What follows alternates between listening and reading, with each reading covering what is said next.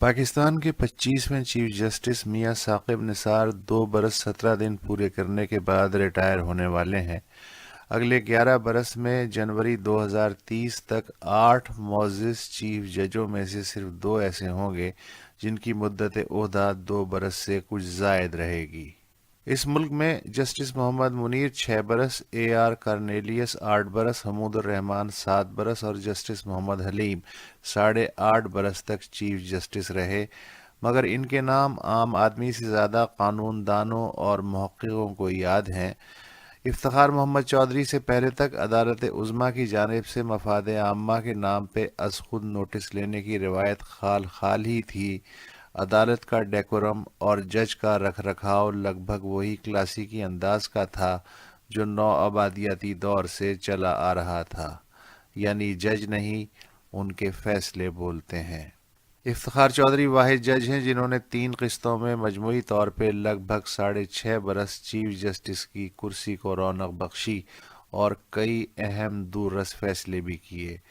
وہ پہلے chief justice تھے جن کی عوامی پذیرائی حیرت انگیز تھی۔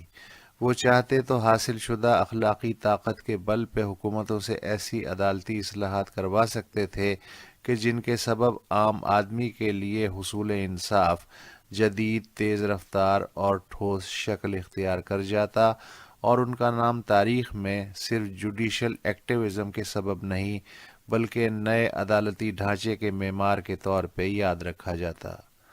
مگر آج افتخار محمد چودھری صرف ایک ریٹائر چیف جسٹس کے طور پہ عام لوگوں کو یاد ہے۔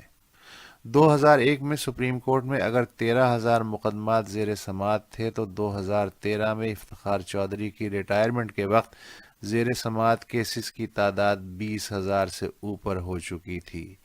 افتخار چودھری کے بعد 5 مزید چیف جسٹس آئے، مگر پچھلے 5 برس میں سپریم کورٹ میں زیر سماعت مقدمات میں 100% اضافہ ہو چکا ہے، یعنی 40,000 سے زائد مقدمات فیصلے کے منتظر ہیں۔